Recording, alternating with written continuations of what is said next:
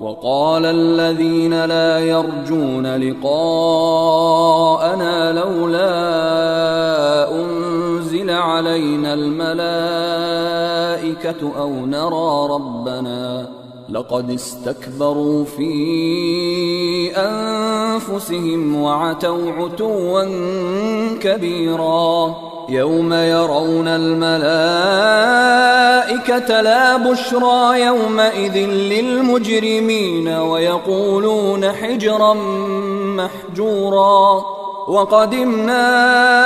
إلى ما عملوا من عمل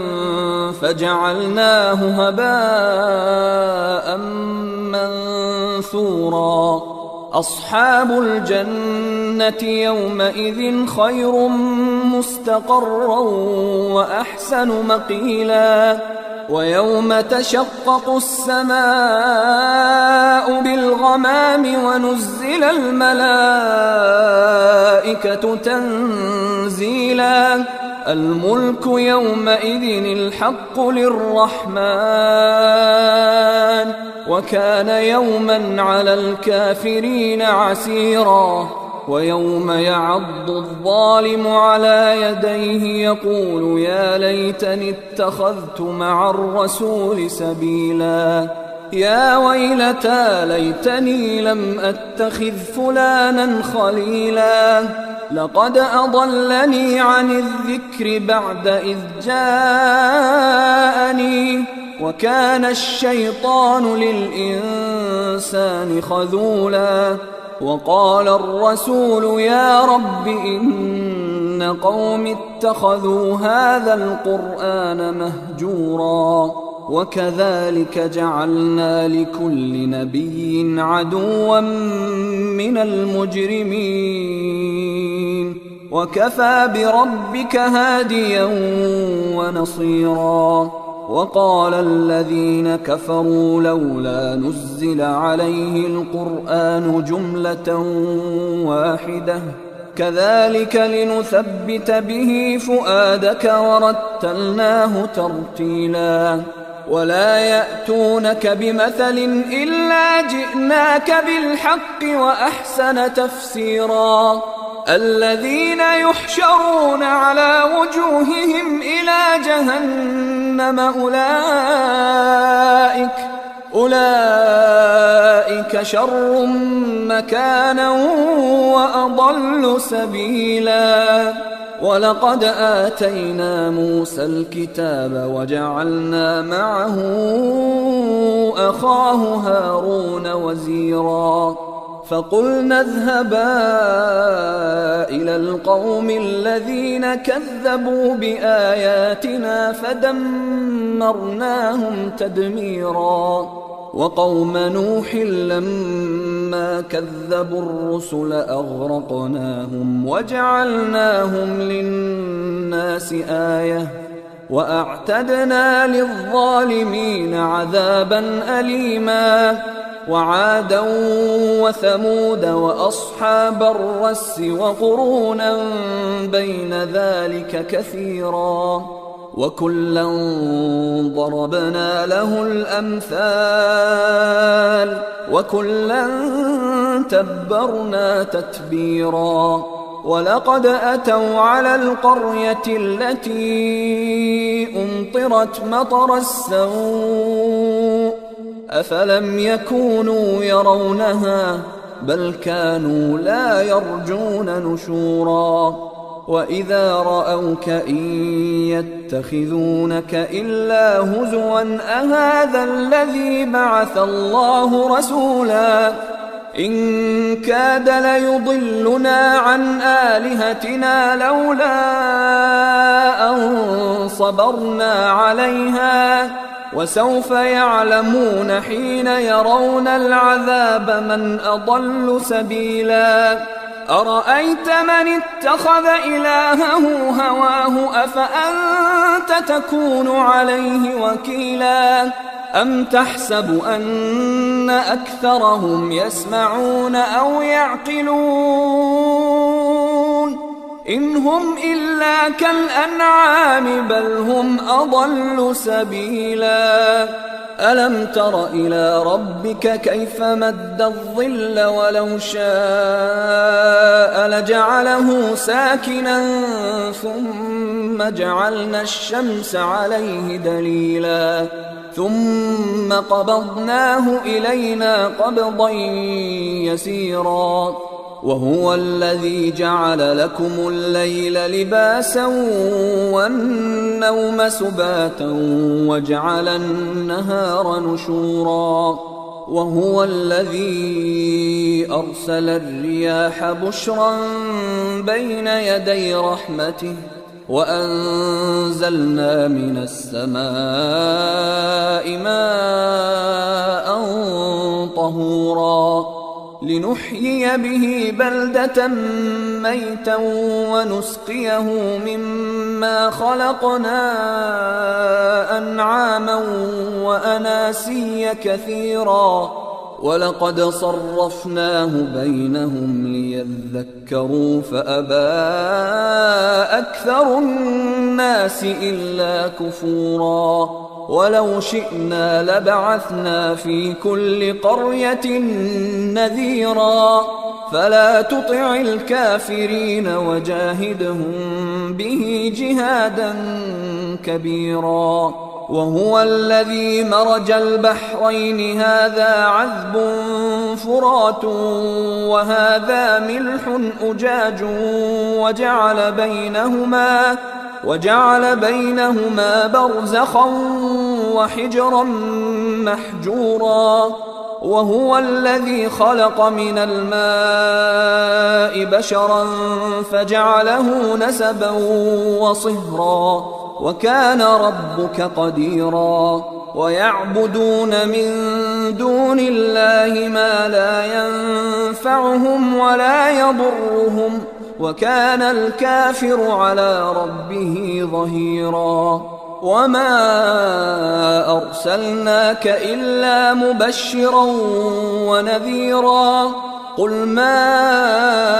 أسألكم عليه من أجر إلا من شاء أن يتخذ إلى ربه سبيلا وتوكل على الحي الذي لا يموت وسبح بحمده وكفى به بذنوب عباده خبيرا الذي خلق السماوات والأرض وما بينهما في 6 أيام ثم استوى على العرش الرحمن فاسأل به خبيرا وإذا قيل لهم اسجدوا للرحمن قالوا وما الرحمن أنسجد لما تأمرنا وزادهم نفورا تبارك الذي جعل في السماء بروجا وجعل فيها سراجا وقمرا منيرا وهو الذي جعل الليل والنهار خلفة لمن أراد أن يذكر أو أراد شكورا وعباد الرحمن الذين يمشون على الأرض هونا وإذا خاطبهم الجاهلون قالوا سلاما والذين يبيتون لربهم سجدا وقياما والذين يقولون ربنا اصرف عنا عذاب جهنم إن عذابها كان غراما إنها ساءت مستقرا ومقاما والذين إذا أنفقوا لم يسرفوا ولم يقتروا وكان بين ذلك قواما والذين لا يدعون مع الله إلها آخر ولا يقتلون النفس التي حرم الله إلا بالحق ولا يزنون ومن يفعل ذلك يلقى أثاما يضاعف له العذاب يوم القيامة ويخلد فيه مهانا إلا من تاب وآمن وعمل عملا صالحا فأولئك يبدل الله سيئاتهم حسنات وكان الله غفورا رحيما. ومن تاب وعمل صالحا فإنه يتوب إلى الله متابا. والذين لا يشهدون الزور وإذا مروا باللغو مروا كراما. والذين إذا ذكروا بآيات ربهم لم يخروا عليها صما وعميانا. والذين يقولون ربنا هب لنا من أزواجنا وذرياتنا قرة أعين وجعلنا للمتقين إماما. أولئك يجزون الغرفة بما صبروا ويلقون فيها تحية وسلاما خالدين فيها حسنت مستقرا ومقاما.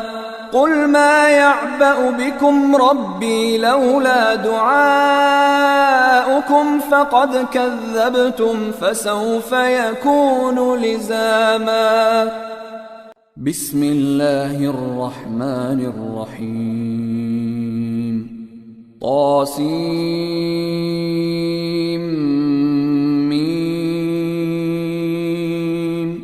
تلك آيات الكتاب المبين. لعلك باخع نفسك ألا يكونوا مؤمنين. إن نشأ ننزل عليهم من السماء آية فظلت أعناقهم لها خاضعين. وما يأتيهم من ذكر من الرحمن محدث إلا كانوا عنه معرضين. فقد كذبوا فسيأتيهم أنباء ما كانوا به يستهزئون. أولم يروا إلى الأرض كم أنبتنا فيها من كل زوج كريم. إن في ذلك لآية وما كان أكثرهم مؤمنين وإن ربك لهو العزيز الرحيم. وإذ نادى ربك موسى أن ائت القوم الظالمين قوم فرعون ألا يتقون. قال رب إني أخاف أن يكذبون ويضيق صدري ولا ينطلق لساني فأرسل إلى هارون ولهم علي ذنب فأخاف أن يقتلون. قال كلا فاذهبا بآياتنا إنا معكم مستمعون. فأتيا فرعون فقولا إنا رسول رب العالمين أن أرسل معنا بني إسرائيل. قال ألم نربك فينا وليدا ولبثت فينا من عمرك سنين وفعلت فعلتك التي فعلت وأنت من الكافرين. قال فعلتها إذا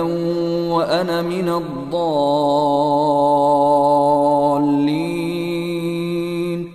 ففررت منكم لما خفتكم فوهب لي ربي حكما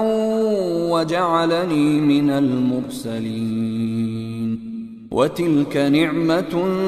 تمنها علي أن عبدت بني إسرائيل. قال فرعون وما رب العالمين؟ قال رب السماوات والأرض وما بينهما إن كنتم موقنين. قال لمن حوله ألا تستمعون؟ قال ربكم ورب آبائكم الأولين. قال إن رسولكم الذي أرسل إليكم لمجنون. قال رب المشرق والمغرب وما بينهما إن كنتم تعقلون. قال لئن اتخذت إلها غيري لأجعلنك من المسجونين. قال أولو جئتك بشيء مبين؟ قال فأت به إن كنت من الصادقين. فألقى عصاه فإذا هي ثعبان مبين ونزع يده فإذا هي بيضاء للناظرين. قال للملأ حوله إن هذا لساحر عليم يريد أن يخرجكم من أرضكم بسحره فماذا تأمرون؟ قالوا أرجه وأخاه وابعث في المدائن حاشرين يأتوك بكل سحار عليم. فجمع السحرة لميقات يوم معلوم. وقيل للناس هل أنتم مجتمعون لعلنا نتبع السحرة إن كانوا هم الغالبين. فلما جاء السحرة قالوا لفرعون أئن لنا لأجرا إن كنا نحن الغالبين؟ قال نعم وإنكم إذا لمن المقربين. قال لهم موسى ألقوا ما أنتم ملقون. فألقوا حبالهم وعصيهم وقالوا بعزة فرعون إنا لنحن الغالبون. فألقى موسى عصاه فإذا هي تلقف ما يأفكون. فألقي السحرة ساجدين قالوا آمنا برب العالمين رب موسى وهارون. قال آمنتم له قبل أن آذن لكم إنه لكبيركم الذي علمكم السحر فلسوف تعلمون لأقطعن أيديكم وأرجلكم من خلاف ولأصلبنكم أجمعين. قالوا لا ضير إنا إلى ربنا منقلبون إنا نطمع أن يغفر لنا ربنا خطايانا أن كنا أول المؤمنين. وأوحينا إلى موسى موسى أن أسر بعبادي إنكم متبعون فأرسل فرعون في المدائن حاشرين إن هؤلاء لشرذمة قليلون وإنهم لنا لغائظون وإنا لجميع حاذرون فأخرجناهم من جنات وعيون وكنوز ومقام كريم كذلك وأورثناها بني إسرائيل فأتبعوهم مشرقين فلما تراءى الجمعان قال أصحاب موسى إنا لمدركون قال كلا إن معي ربي سيهدين فأوحينا إلى موسى أن اضرب بعصاك البحر فانفلق فكان كل فرق كالطود العظيم وأزلفنا ثم الآخرين وأنجينا موسى ومن معه أجمعين ثم أغرقنا الآخرين إن في ذلك لآية وما كان أكثرهم مؤمنين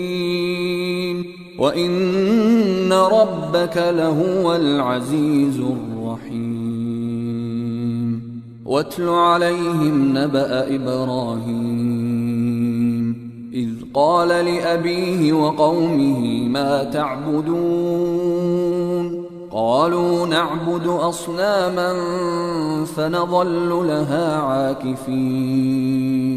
قال هل يسمعونكم إذ تدعون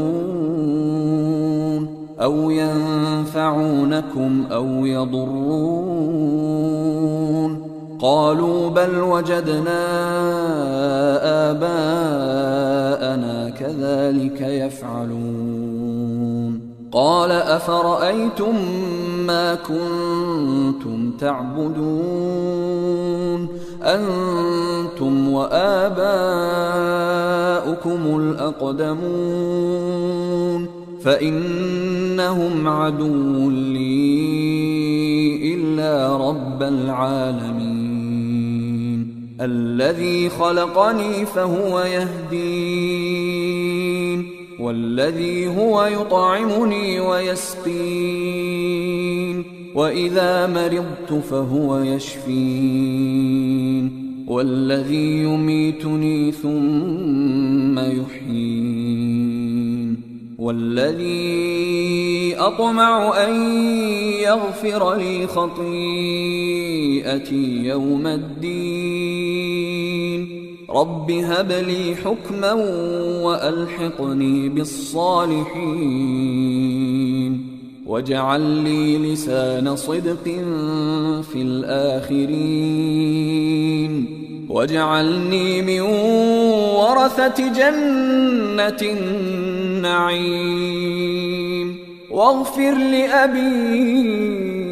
إنه كان من الضالين ولا تخزني يوم يبعثون يوم لا ينفع مال ولا بنون إلا من أتى الله بقلب سليم وأزلفت الجنة للمتقين وبرزت الجحيم للغاوين وقيل لهم أين ما كنتم تعبدون من دون الله هل ينصرونكم أو ينتصرون فكبكبوا فيها هم والغاوون وجنود إبليس أجمعون قالوا وهم فيها يختصمون تالله إن كنا لفي ضلال مبين إذ نسويكم برب العالمين وما أضلنا إلا المجرمون فما لنا من شافعين ولا صديق حميم فلو أن لنا كرة فنكون من المؤمنين إن في ذلك لآية وما كان أكثرهم مؤمنين وإن ربك لهو العزيز الرحيم كذبت قوم نوح المرسلين إذ قال لهم أخوهم نوح ألا تتقون إني لكم رسول أمين فاتقوا الله وأطيعون وما أسألكم عليه من أجر إن أجري إلا على رب العالمين فاتقوا الله وأطيعون قالوا أنؤمن لك واتبعك الأرذلون قال وما علمي بما كانوا يعملون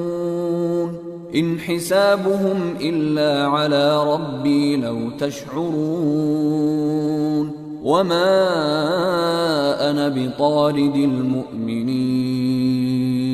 إن أنا إلا نذير مبين قالوا لئن لم تنته يا نوح لتكونن من المرجومين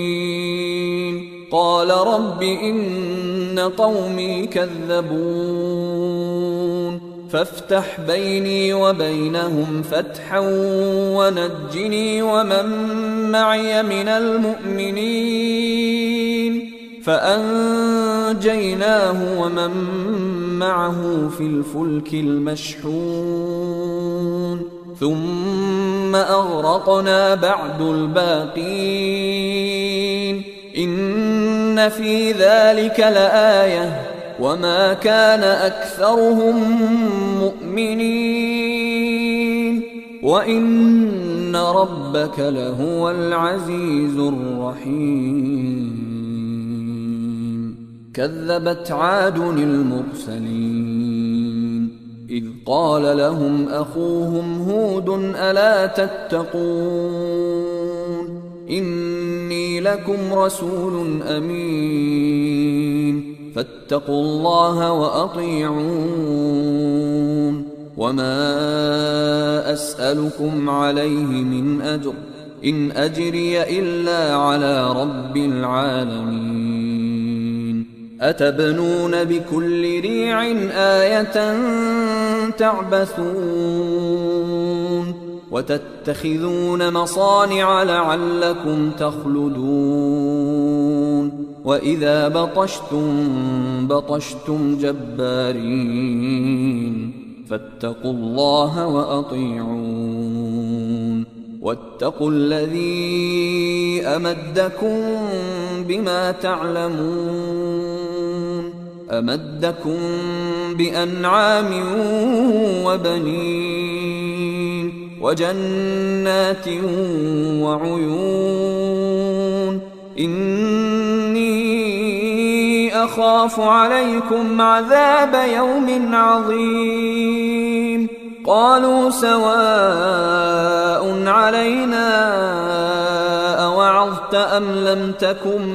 من الواعظين إن هذا إلا خلق الأولين وما نحن بمعذبين فكذبوه فأهلكناهم إن في ذلك لآية وما كان أكثرهم مؤمنين وإن ربك لهو العزيز الرحيم كذبت ثمود المرسلين إذ قال لهم أخوهم صالح ألا تتقون إني لكم رسول أمين فاتقوا الله وأطيعون وما أسألكم عليه من أجر إن أجري إلا على رب العالمين أتتركون فيما هاهنا آمنين في جنات وعيون وزروع ونخل طلعها هضيم وتنحتون من الجبال بيوتا فارهين فاتقوا الله وأطيعون ولا تطيعوا أمر المسرفين الذين يفسدون في الأرض ولا يصلحون قالوا إنما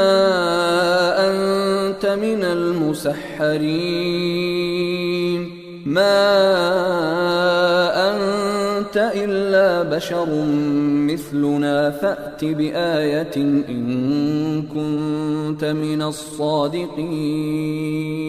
قال هذه ناقة لها شرب ولكم شرب يوم معلوم ولا تمسوها بسوء فيأخذكم عذاب يوم عظيم فعقروها فأصبحوا نادمين فأخذهم العذاب إن في ذلك لآية وما كان أكثرهم مؤمنين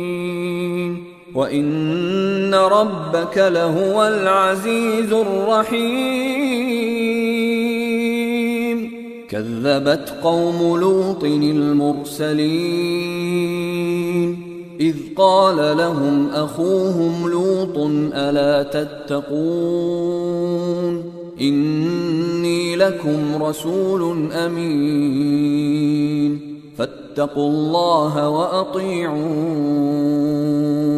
وما أسألكم عليه من أجر إن أجري إلا على رب العالمين أتأتون الذكران من العالمين وتذرون ما خلق لكم ربكم من أزواجكم بل أنتم قوم عادون قالوا لئن لم تنته يا لوط لتكونن من المخرجين قال إني لعملكم من القالين رب نجني وأهلي مما يعملون فنجيناه وأهله أجمعين إلا عجوزا في الغابرين ثم دمرنا الآخرين وأمطرنا عليهم مطرا فساء مطر المنذرين إن في ذلك لآية وما كان أكثرهم مؤمنين وإن ربك لهو العزيز الرحيم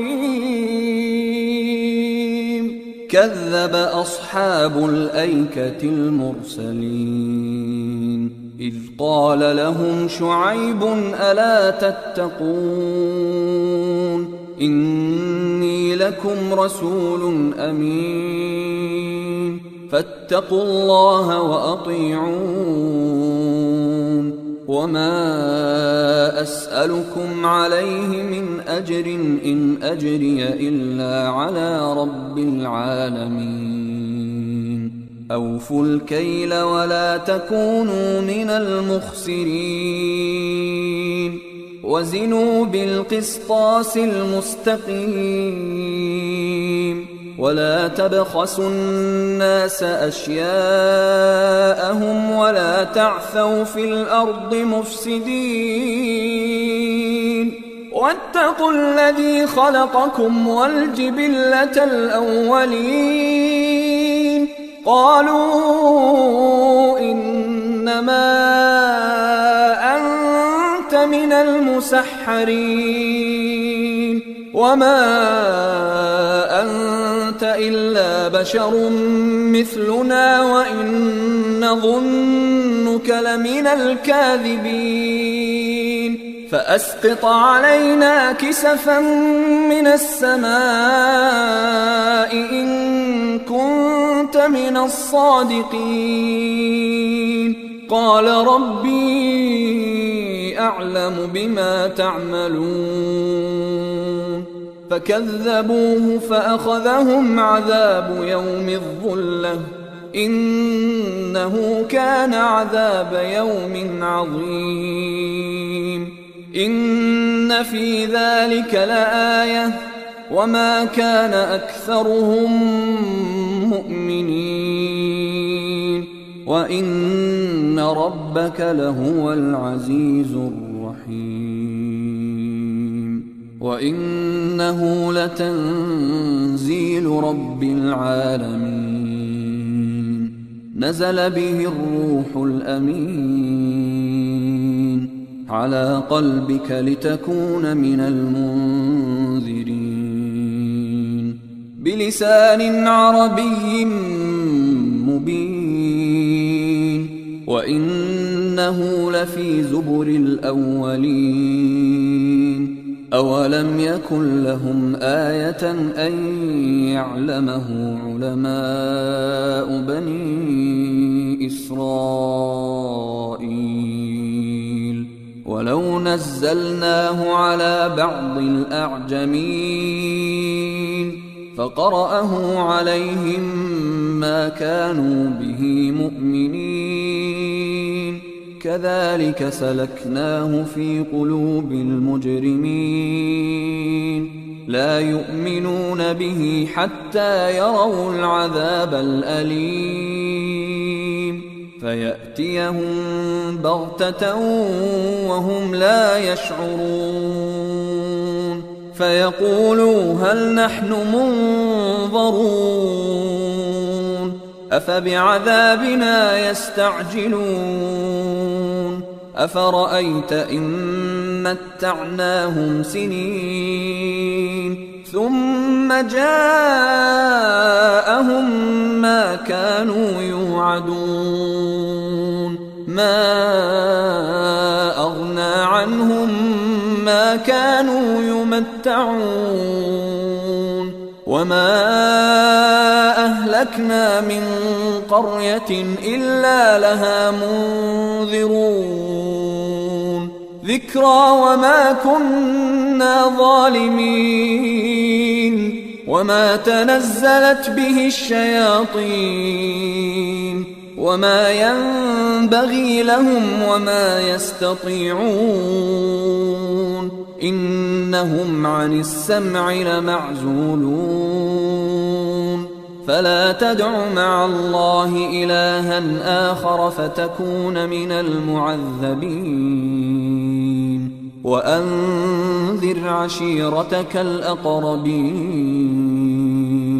واخفض جناحك لمن اتبعك من المؤمنين فإن عصوك فقل إني بريء مما تعملون وتوكل على العزيز الرحيم الذي يراك حين تقوم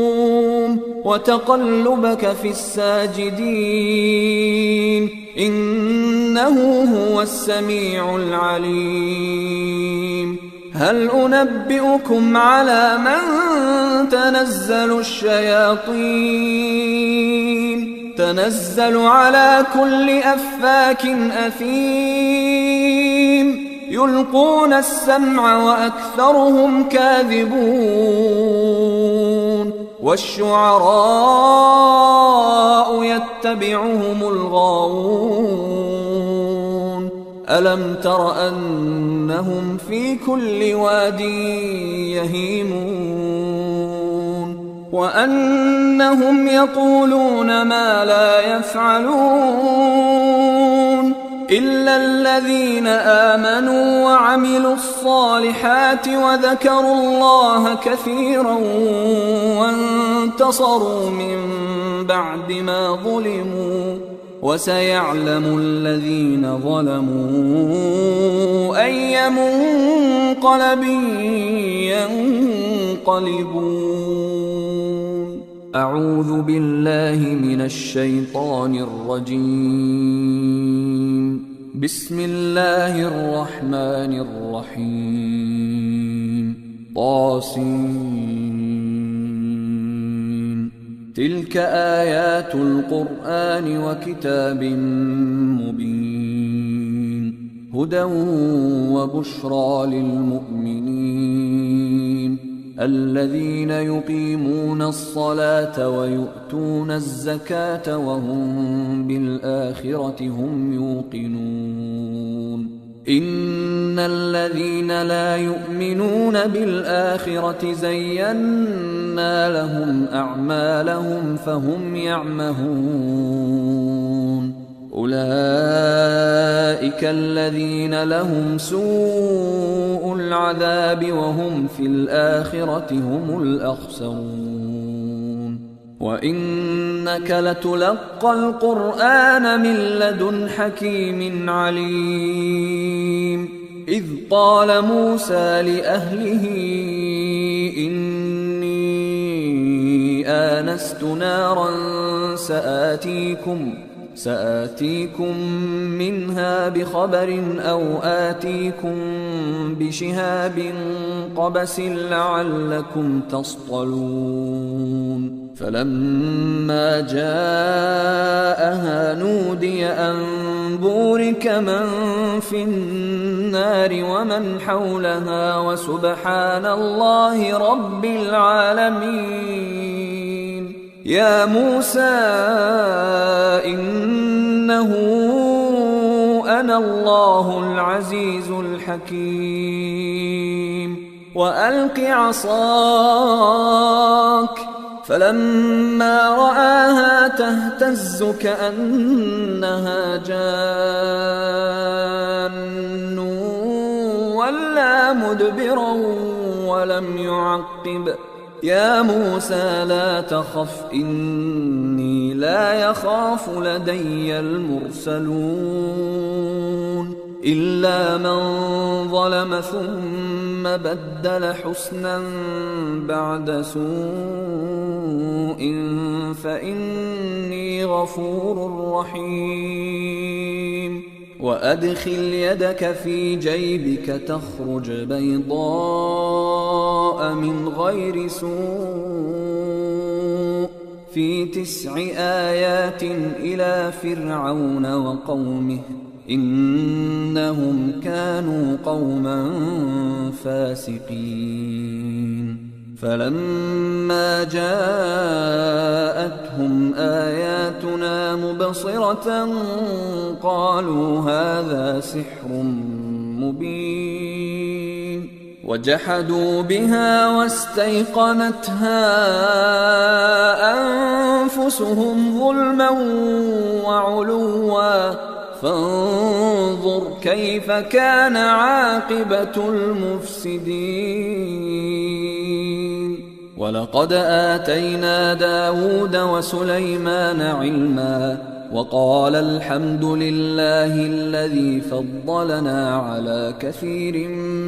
من عباده المؤمنين. وورث سليمان داود وقال يا أيها الناس علمنا منطق الطير وأوتينا من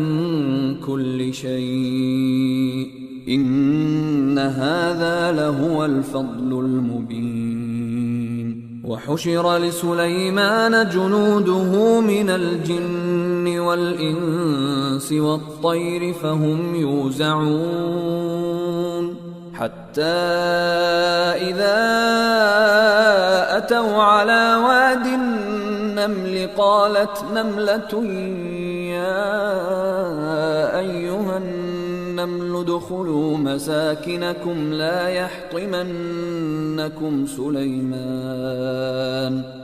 يحطمنكم سليمان وجنوده وهم لا يشعرون. فتبسم ضاحكا من قولها وقال رب أوزعني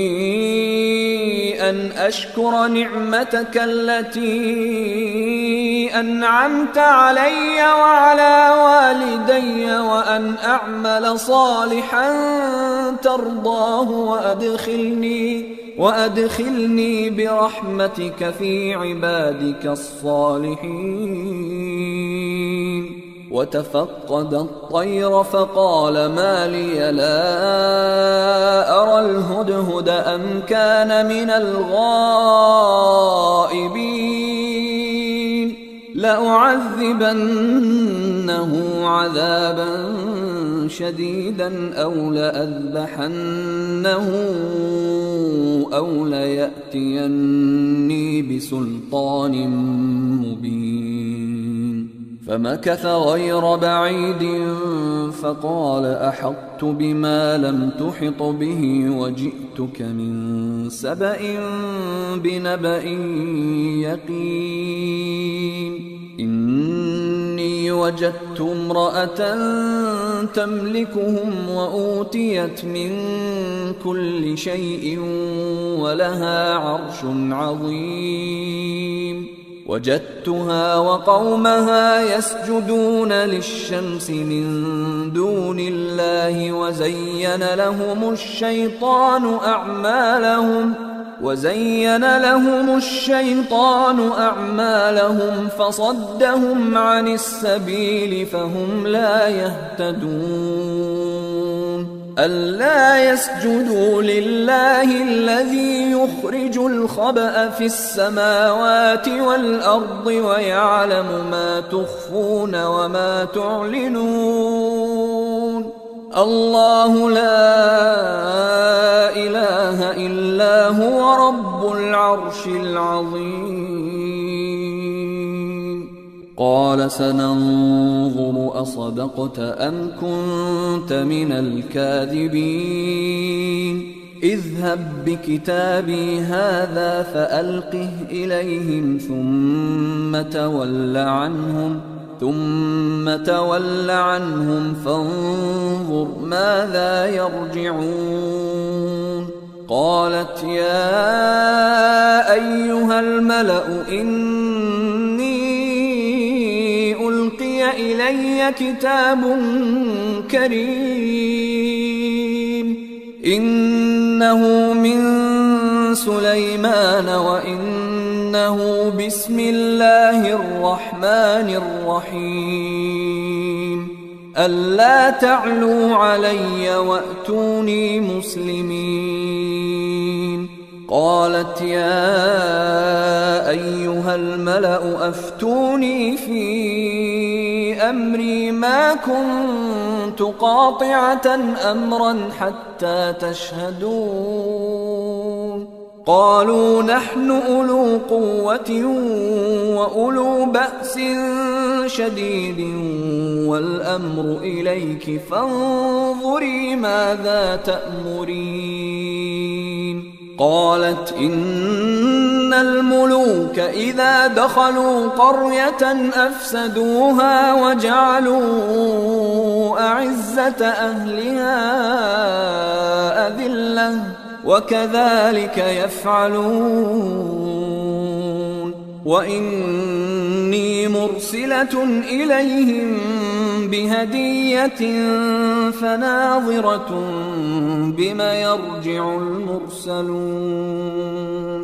فلما جاء سليمان قال أتمدونني بمال فما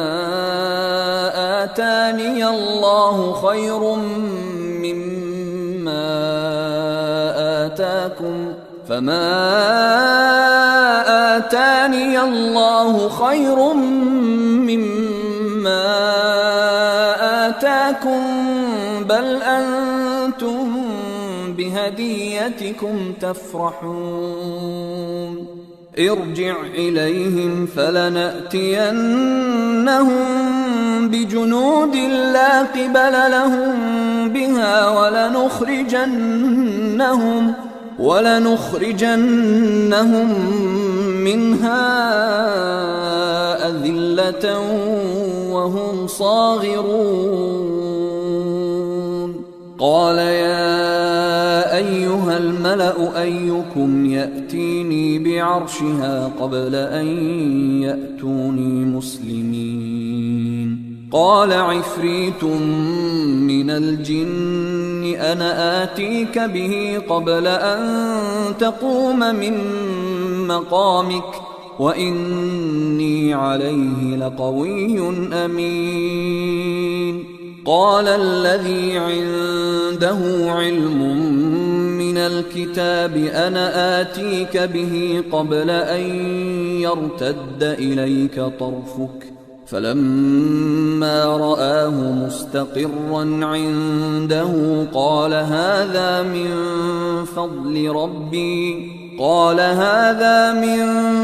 فضل ربي ليبلوني أأشكر أم أكفر ومن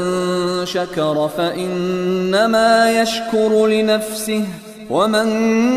كفر فإن ربي غني كريم قال نكروا لها عرشها ننظر أتهتدي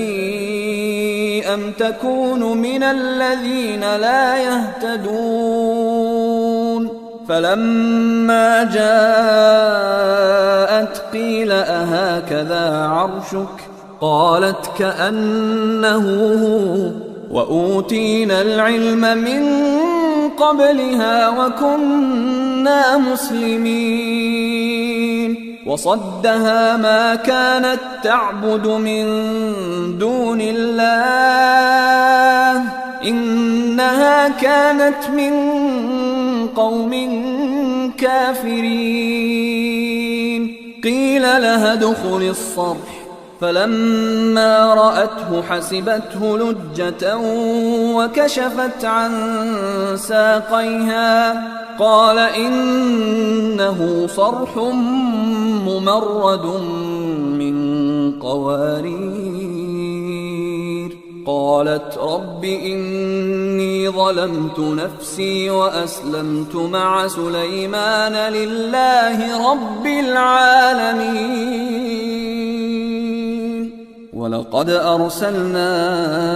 إلى ثمود أخاهم صالحا أن اعبدوا الله فإذا هم فريقان يختصمون قال يا قوم لم تستعجلون بالسيئة قبل الحسنة لولا تستغفرون الله لعلكم ترحمون قالوا اطيرنا بك وبمن معك قال طائركم عند الله بل أنتم قوم تفتنون وكان في المدينة 9 رهط يفسدون في الأرض ولا يصلحون قالوا تقاسموا بالله لنبيتنه وأهله ثم ثم لنقولن لوليه ما شهدنا مهلك أهله وإنا لصادقون ومكروا مكرا ومكرنا مكرا وهم لا يشعرون فانظر كيف كان عاقبة مكرهم أنا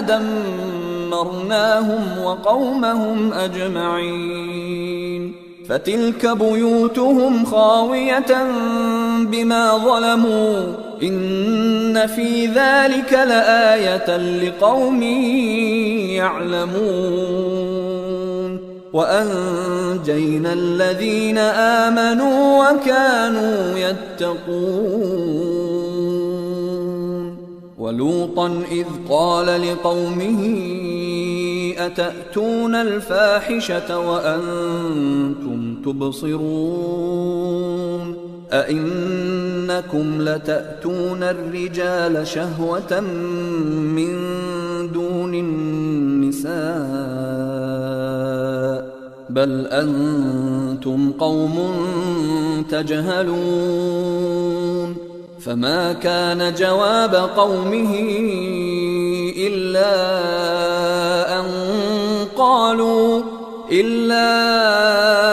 أن قالوا أخرجوا آل لوط من قريتكم إنهم أناس يتطهرون فأنجيناه وأهله إلا امرأته قدرناها من الغابرين وأمطرنا عليهم مطرا فساء مطر المنذرين قل الحمد لله وسلام على عباده الذين اصطفى الله خير أما يشركون